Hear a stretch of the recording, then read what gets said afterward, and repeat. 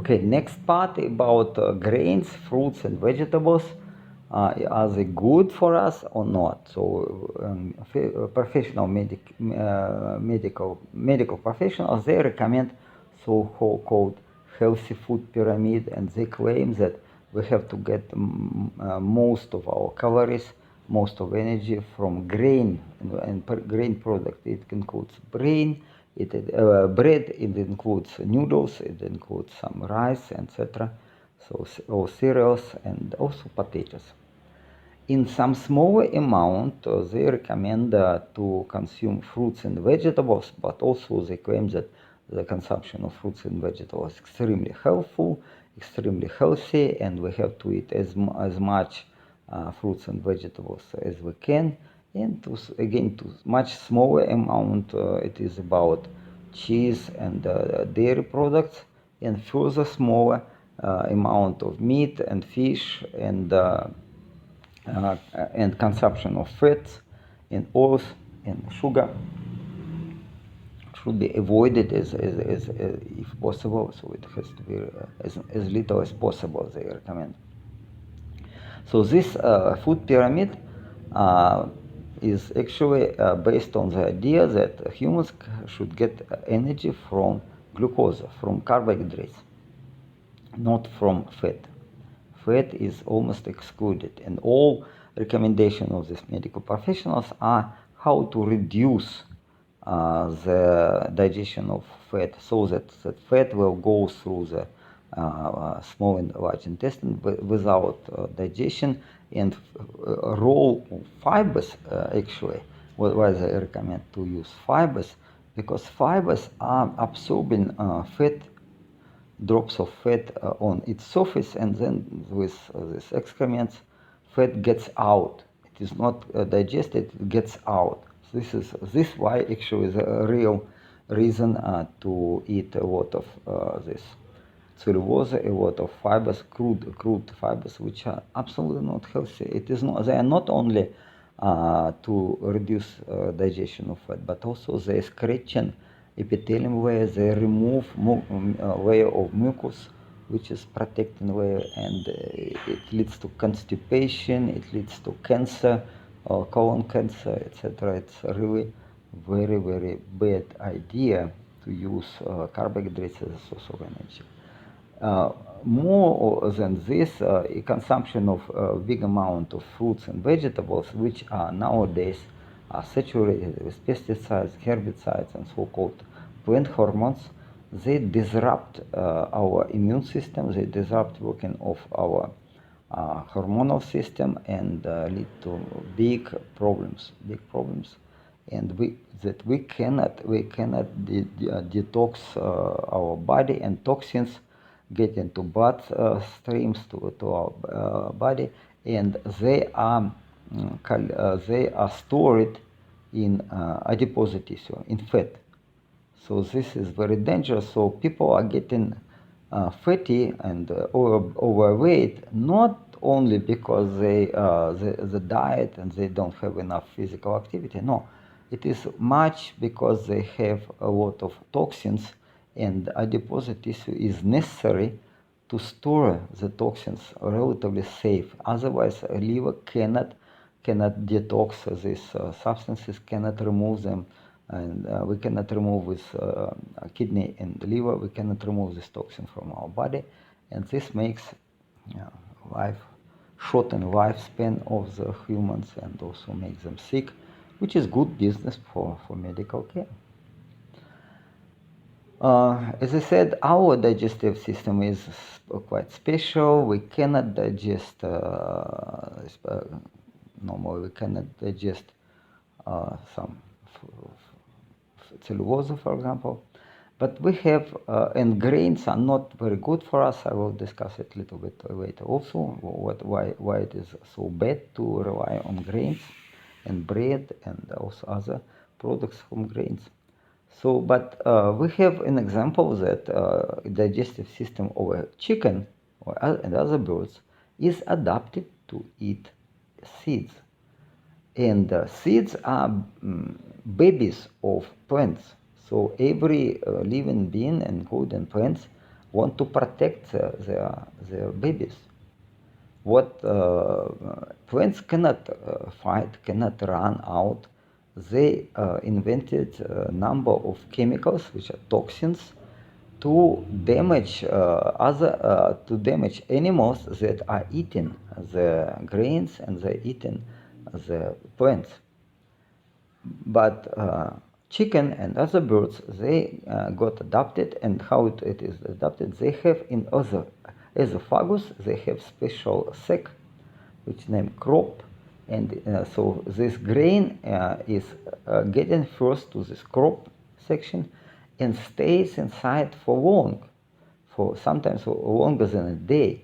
And inside of the crop, it is a lot of with saliva. It is have moisture and have a very warm environment. And in the crop, seeds start to germinate.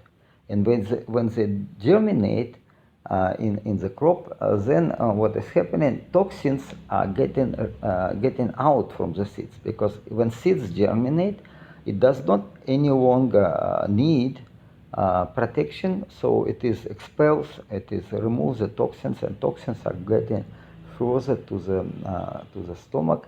And I have to mention that birds normally have a large liver, and the liver producing a lot of bile, a lot, and the gallbladder also big size. And bile is absolutely necessary for detoxing, for removing toxins from body of chicken. So it is relatively safe transported with the bile outside to excrements, and so it is not making much harm to chicken, but not to humans. Humans are not adapted to eat grains, absolutely not. Okay, then again, just I will read it. At the same time, gastrointestinal tract of poultry, I mean chickens, geese, ducks, and turkeys, is well adapted to feed on plant seeds. Indeed, the toxins contained in the seeds ensure the long-term preservation of dry seeds, but also when seeds are moistened and germinated, the toxins are chemically decomposed. So when chicken peck and swallow grains and seeds, food enters the gauta or crop, as another crop is the proper name, and where they are moistened and stay warm for up to a day. A chicken goiter can contain up to 120 grams of grain, so it's a lot for small chicken. During this time, the germination of the grain embryo begins and the partial decomposition of toxins is ensured. Further, the swollen grains enter the glandular part of the stomach, proventriculus, where they are processed with digestive enzymes and hydrochloric acid at the acidity in the pH range of 4.7, 3.6. And then they get in eventually to the muscular part of the stomach, gizzard, where they are ground to a mushy mess and additionally processed with enzymes. The peculiarities of peristalsis, that are constrictions and relaxation of the muscles of the intestine in birds, are such that food can thrown back into the gizzard to be additionally mixed and digested there. So it is they're really adapted to eat grains. But for humans, what is dangerous for humans? If humans are getting plant proteins, in particular gluten reacts with this. If gluten gets to the guts, it produces inflammation, especially if this protecting layer of mucus is damaged by consumption too much vegetables. And then what is happening? Gluten produce inflammation, and then so-called leaky gut syndrome develops. Leaky gut syndrome, it is that the epithelium layer not any longer stay with tightly connected, but there are gaps between epithelium layers, and through these gaps, proteins and viruses, bacteria, and toxins can get directly to the bloodstream, to the blood capillaries. And the result is of this leaky gut syndrome in particular, I will talk about this later, the different diseases. For example, one of the common, it is psoriasis.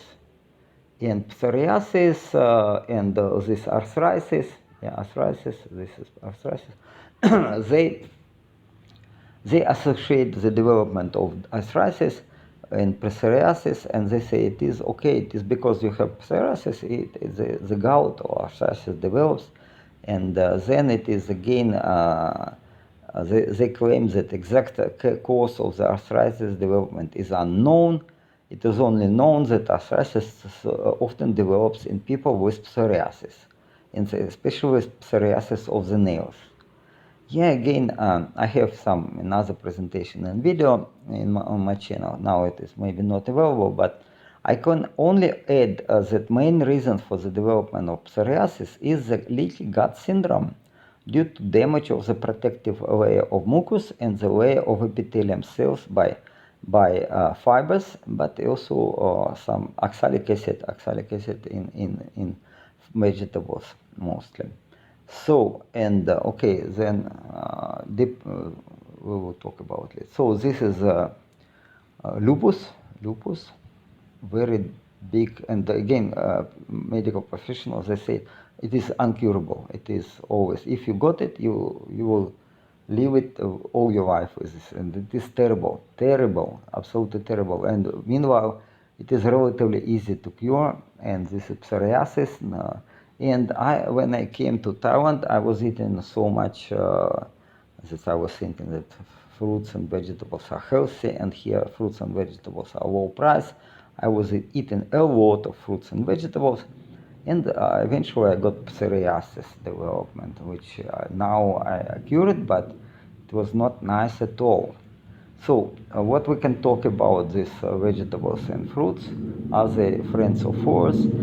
I have to indicate also that especially vegetables, they have oxalic acid. And oxalic acid, they are present both as crystals and as dissolved as acid in them. Mostly they are present as salts, dissolvable salts, but also crystals inside the vegetables. So these sharp needles of the oxalic calcium oxalate, they're damaging epithelium layer. So, and with damaged epithelium layer, this leaky gut syndrome develops. We have that's toxins and bacteria and plant proteins can get into bloodstream, so we're developing a lot of problems. Another source of the problem is uric acid. Uric acid is synthesized in in our liver from fructose. The fructose results, consumption of sweet fruits results in production of excessive amount of uric acid, and then we have first we have this calcium oxalate crystals in all tissues, but first of all it accumulates in kidney because a lot of blood goes through the kidney, and eventually these crystals develop to kidney stones. Here's the size and the shape of the crystal. So these kidney stones, they consist of calcium oxalate plus uric acid. So kidney stones is here crushed and removed, but again it's source of money. So it is all business. Instead of to say people don't stop eating these vegetables, they are of no use. They damage epithelium layer, they damage layer of mucus, this protecting layer of mucus inside the guts. They make nothing good to our body, and then instead, okay, it is business. So people get problem, and then they pay to physicians to resolve the problem. But much more problem is that this oxalic acid is small molecule. It is easily getting through blood-brain barrier, getting inside our brain, and inside our brain, as in any other organs, it reacts with calcium ions. And calcium ions are absolutely necessary to transmission of to the neurotransmitters, to the transmission of the electrical signals between the neurons and the neural tissue. So what is happening if we have accumulation of oxalic acid in brain? Then the chemical messages for neurons used to communicate with each other and with nerves, they don't work. This don't work. What is the result? The most nasty is that sphincters don't work. I mean, sphincters stop to function, and the sphincters which are keeping urine and keeping the excrements in our body, they already cannot be controlled by our brain, and we have spontaneous urination, spontaneous defecation, mostly in old people who all life tried to follow advice of the medical professionals and consumed a lot of fruits and vegetables. And eventually they develop this. Another very nasty adverse effect, it is so-called heartburn. Heartburn, it is when this gastric juice gets to the esophagus, because this sphincter doesn't work with this, and as I said, the accumulation of the oxalic acid and oxalates in the brain and nervous system, neural tissues is making that this sphincter, all sphincters in our body do not work, and then it is big problem, because this highly acidic gastric juice go up, and then esophagus is not protected. In difference from stomach, it is not protected from high acidic fluid, and then what people again what medical professionals recommend, they say, okay, baking soda, you drink baking soda, half teaspoon every 2 hours, children, and then again. It is absolute, to me, it is so bad advice that I just cannot have words. I don't have words.